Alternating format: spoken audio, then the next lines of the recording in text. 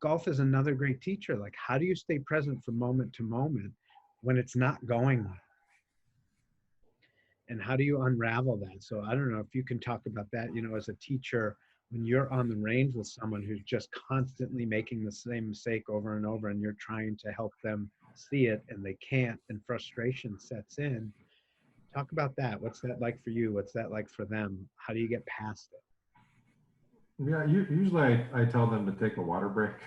Yeah, good piece of advice. Yeah, you just carry them three off the fence, 50 yards right with a 7-iron. Let's go ahead and take a water break real quick.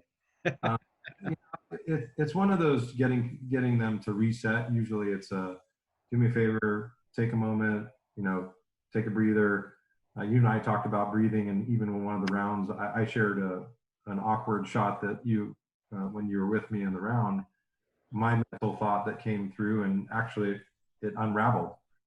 So that process of kind of getting me recentered, um, a lot of it for me personally has been breathing. I've been working on that with capturing certain counts of breaths and kind of recentering.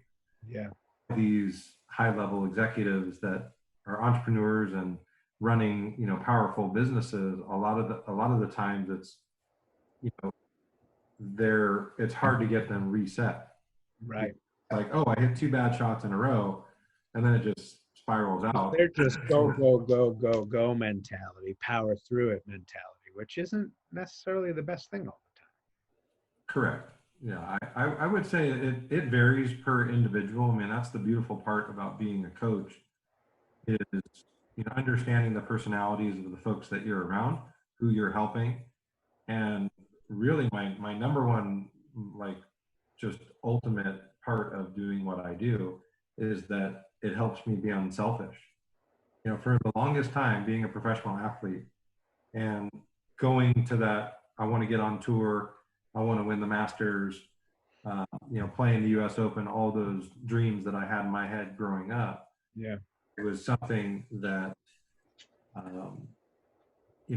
it's a lot. It's really hard. Like, that's the crux of it, right? I mean, there's an elite number of people who get to that level, and maintaining the proper temperament along the way, and focus and drive and all that to get where you're looking to get. But high level people tend to get upset a lot of times when a couple golf shots go awry, no doubt. Yeah. Yeah, because they're not used to making mistakes or having things not necessarily go their way. They're used to succeeding, and it can be Right. difficult. I think what you just said is really important. It's one of the great mirrors and great lessons that golf can ever teach. This is a really hard game, golf and life. Right. It does get easier if you practice things the right way and you work on the right things, but it never gets easy, brother. No, interesting. My wife shared something that when things don't go your way, the inner child comes out and becomes a baby, right? The big baby comes out and, well, it bounced. Unfortunately, it hit the rake and, buried in the bunker, or hit a sprinkler and went into the water hazard, right? I mean, that's Yeah, and just, you can throw a tantrum and say that's not fair. Okay, great. It's not fair. It already happened. What's the difference? What story you tell yourself about it? Well, the difference is the story you tell yourself about it might help prepare you for the next shot a little bit better. So if you tell yourself a story of like, wow, that was great to watch. Let's see what I can do now. That's maybe a better story to stay present on the next shot. And I'm definitely. glad you mentioned that story because I hadn't thought about that for a while, but I remember it vividly when we were playing together and you hit a couple bad shots and you're like, Z, I'm struggling mentally right now. What do I do?